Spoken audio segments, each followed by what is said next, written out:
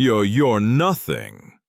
The words hung in the backstage air like poison, but what Michael Jackson did next would ignite the greatest rivalry in music history and change both their careers forever. Prince stared at Michael with cold eyes, his purple jacket and ruffled shirt radiating pure confidence. "Nothing but hype," he continued, watching Michael stand frozen in the narrow hallway of the Shrine Auditorium. It was Grammy Awards 1984 Los Angeles, and two legends were face to face for the first time. What happened in the next 3 minutes would split the music world in half. Before we reveal what shocked everyone, hit subscribe for more incredible untold stories. The hallway was narrow and dimly lit with concrete walls. Both men had just won Grammys that night, Michael for Thriller and Prince for Purple Rain. The biggest night of their lives was about to become the worst. Michael extended his hand professionally, saying, "Congratulations." Prince looked at it but didn't move. "For what?" he asked coldly. "Your wins tonight," Michael replied. "I don't need congratulations from you." Prince shot back, and Michael's smile died instantly. Prince felt a surge of satisfaction. Finally, face to face with the media, darling. But you won't believe how this confrontation really started. 6 months earlier, Rolling Stone had run a cover story titled "Prince versus Michael Jackson, Who's the Real King of Pop?" Prince read it twice, and the numbers stung deeply. Thriller had sold 40 million copies, while Purple Rain managed only 13 million. But what hurt more was the article calling him talented but niche, while Michael was labeled the people's choice. Prince decided something that night, time to prove who the real musician was. The Grammy Awards invitation was perfect. Both nominated, both attending, giving Prince his chance to confront the Golden Boy face to face with no cameras, no handlers, just brutal truth. Back to the Grammy confrontation, in the concrete hallway. "Is there a problem?" Michael asked, genuinely confused. Prince stepped closer, invading his personal space. "Yeah, there's a problem, and that problem is you." "Me?" Michael asked. "You're not a musician, you're a product," Prince said, with each word calculated and designed to wound deeply. But Michael's response surprised everyone in that hallway. "I write my own music," he defended himself. "Fuck. With a team of producers," Prince countered immediately. "I sing my own songs. With studio magic and auto-correction." Prince was enjoying this exchange, thinking about his 20 years of piano lessons, his self-taught guitar skills, and his mastery of drums, bass, and saxophone, while Michael had spent his youth learning choreography and dance moves. "What's your point, Prince?" Michael asked with growing irritation. Prince smiled coldly, sensing victory. "I play 27 instruments. Do you play even one?" Silence filled the hallway. "I produce my own albums from start to finish, do you?" More uncomfortable silence. Prince's confidence grew as he realized this confrontation was easier than he thought. "You're nothing but a pretty face with good marketing behind you." That's when everything exploded, and the real war began. Michael's eyes flashed dangerously, as something inside him snapped. "You know what, Prince? You're jealous." Prince laughed sharply and bitterly. "Jealous? Of what exactly?" "Of my success, my connection with people." "Your success or your marketing team's success?" They were inches apart now, two legends about to destroy each other in a concrete hallway. But what Prince said next crossed every line and changed music history forever. "Michael, let me ask you something personal." Prince's voice turned ice cold as he delivered his most devastating blow. "When you go home at night after all the concerts and interviews and photo shoots, do you ever actually listen to music, or do you just count money?" The hallway went dead silent. Even the security guards held their breath, sensing they were witnessing something historic and terrible. But Prince had been planning this moment for months, waiting for the perfect opportunity. Michael's face went white, then red, then volcanic as the insult hit its target. Inside, Prince felt a flicker of doubt. Had he gone too far with that personal attack? "You know what, Prince?"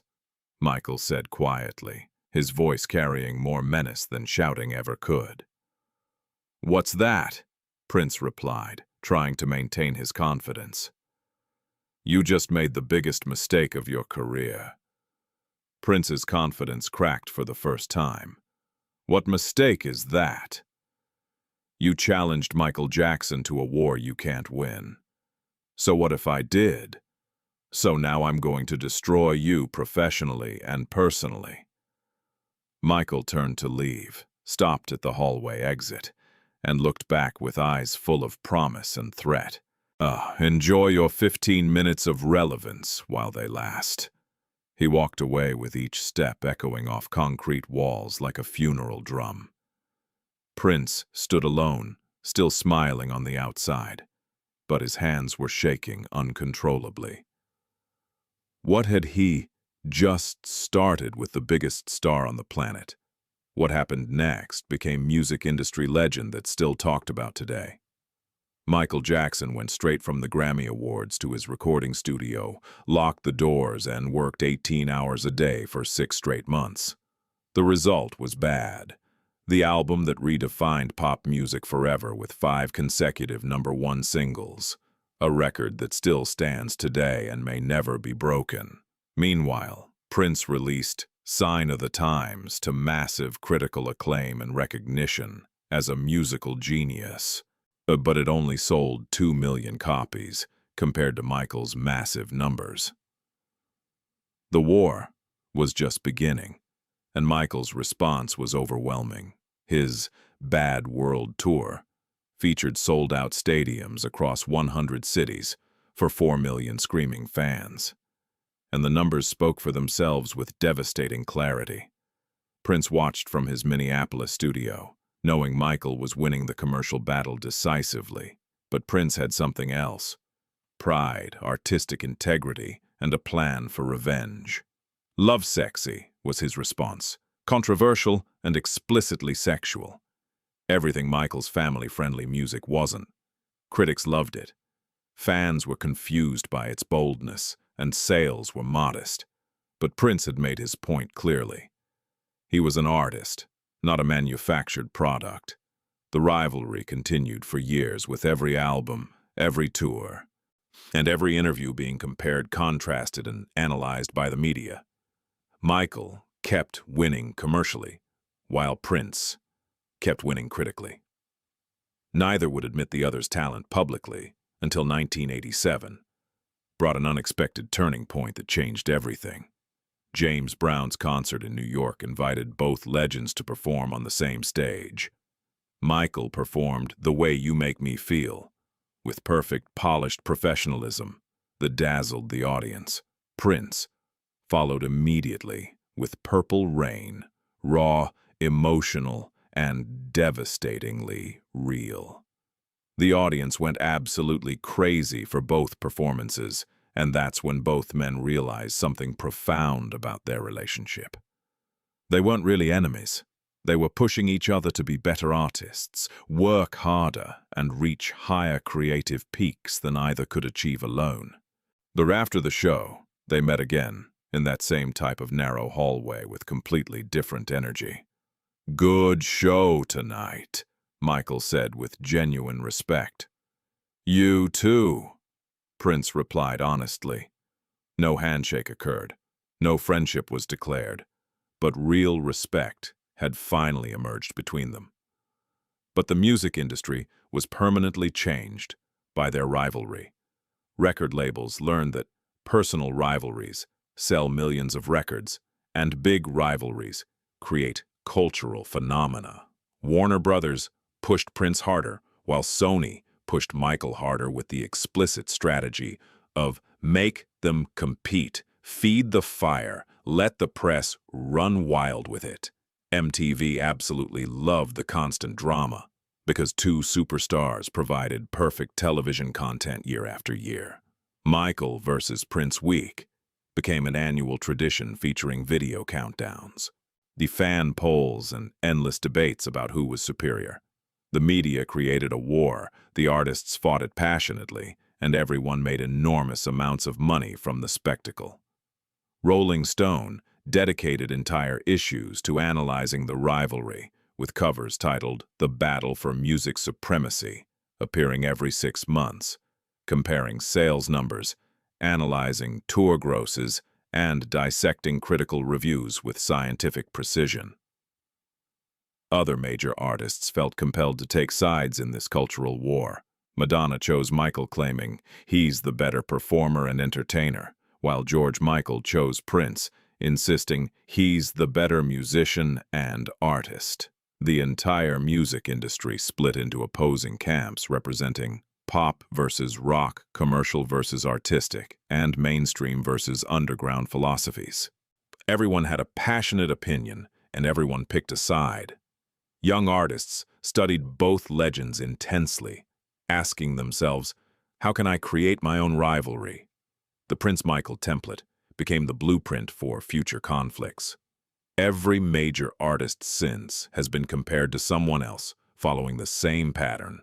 Britney versus Christina, NSYNC versus Backstreet Boys, Beyoncé versus Rihanna, and Drake versus Kendrick all followed the Prince-Michael formula of two talents fighting for one throne. Music historians call it the defining rivalry, the competition that shaped modern pop music forever, not just because of the incredible music they created, but because of how they made each other better through constant competition. Prince's Minneapolis studio, Paisley Park, became legendary, where he created masterpieces. And always thinking about Michael and asking, what would surprise him? What would shock the world?